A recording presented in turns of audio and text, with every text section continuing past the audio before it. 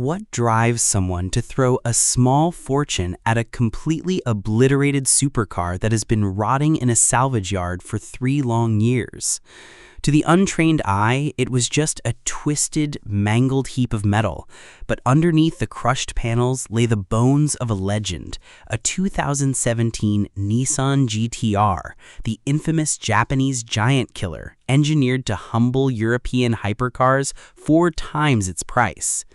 Buying a crashed vehicle at an auction is always a massive gamble, but buying this specific Godzilla meant entering a dark, unpredictable maze where every single repair would unearth a devastating hidden secret. The journey began under the tense, high-stakes atmosphere of a salvage auction. Despite the severe front-end destruction, competition was fierce, driving the price up as bidders fought over the ruined icon. A prominent automotive creator finally secured the winning bid, but the initial excitement evaporated the moment the car was delivered to the workshop. As the team began inspecting the wreckage, the true scale of the nightmare unfolded. The car had been completely abandoned, sitting untouched since its violent impact years prior. Brakes were fused shut with thick layers of rust, and the interior was a disaster zone of deployed airbags, shattered plastics, and a steering column snapped entirely out of place. But the most alarming discovery was hidden under the hood. When cleaning away the grime to run the vehicle's history, they realized the engine's unique identification serial number was entirely missing, wiped clean from the block. It was an immediate red flag, hinting at a shady past, an undocumented swap, or something far worse. Determined to see if the heart of the beast was salvageable, the mechanics skipped trying to turn the key and went straight to diagnostic surgery. They pulled the ignition coils, only to find the spark plug wells filled with standing engine oil, a terrible sign for a car that hadn't run in years.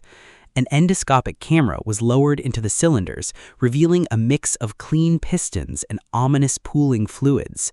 The ultimate truth came down to a definitive compression test.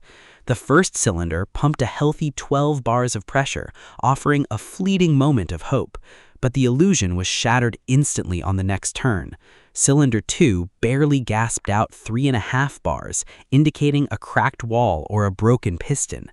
The third cylinder dropped a true bombshell, 0 pressure. The engine was completely dead. To make matters worse, when they drained the legendary dual-clutch transmission, out poured a tiny blackened puddle of fluid laced with jagged metal shards.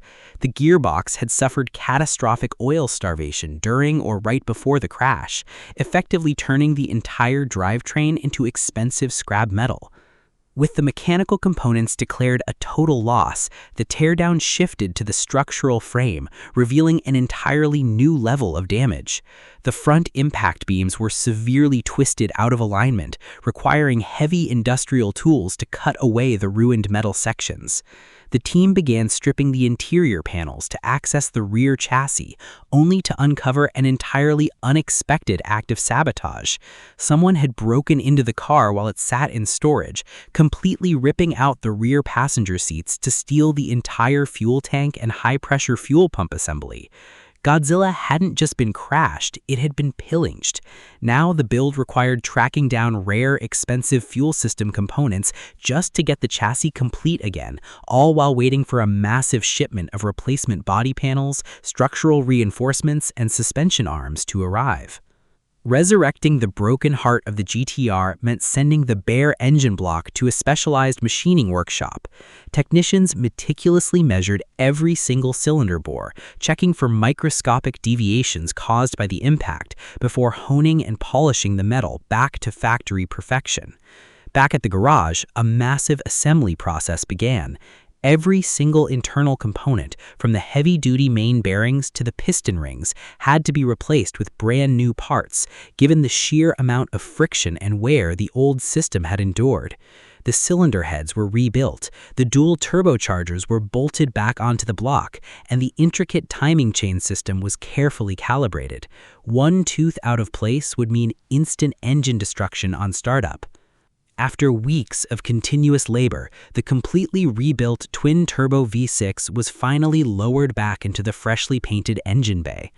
All of the cooling lines, high-performance intercoolers, and complex electrical looms were painstakingly reconnected. The newly sourced fuel pump was installed into the tank, and fresh fluids were pumped into every system. The moment of truth had arrived. The creator climbed into the cabin and hit the ignition starter. The engine cranked heavily, the starter motor whining through the empty fuel lines. On the first 2 attempts, the car refused to fire, but on the third try, the fuel ignited and the roaring, aggressive exhaust note of the V6 filled the workshop. The celebration, however, lasted less than 60 seconds. The team suddenly spotted a heavy, high-pressure stream of engine oil spraying directly onto the floor. The engine was immediately shut down to prevent another total meltdown, tracing the issue back to a faulty, misaligned oil line fitting that had failed under the sudden pressure. With the leak sealed and the car finally holding its fluids, the Godzilla was taken out of the shop for its highly anticipated maiden voyage. But as the car accelerated down the tarmac, a terrifying, deep mechanical vibration began to rattling through the floorboards. The noise grew louder with every mile per hour, signaling that something was profoundly wrong deep within the car's architecture. Back on the lift, the team investigated the drive axles and the main drive shaft, trying to pinpoint the source of the drone. They ran the car while suspended in the air to track the rotation, leading to a devastating discovery. The main front subframe, the heavy metal cradle holding the entire engine and front suspension, was bent out of shape by exactly 1 centimeter. That single centimeter threw the entire drive shaft out of true alignment, causing the support bearings to violently tear themselves out of their housing under the immense torque of the engine. Fixing a warped subframe usually means scrapping the entire chassis, but the team caught a massive stroke of luck. The main mounting points on the actual unibody frame of the GTR were completely untouched. Only the removable subframe itself had absorbed the violence of the crash. A brand new subframe was sourced and bolted in, perfectly realigning the entire drivetrain and restoring the precision geometry of the car. After a rigorous 4-wheel laser alignment to ensure the vehicle tracked perfectly straight at high speeds, this legendary Japanese sports car was officially saved from the crusher. It returned to the open road not as a patched-up salvage vehicle, but as a completely reborn, track-ready monster, proving that with enough engineering willpower, even a dead legend can be brought back to life.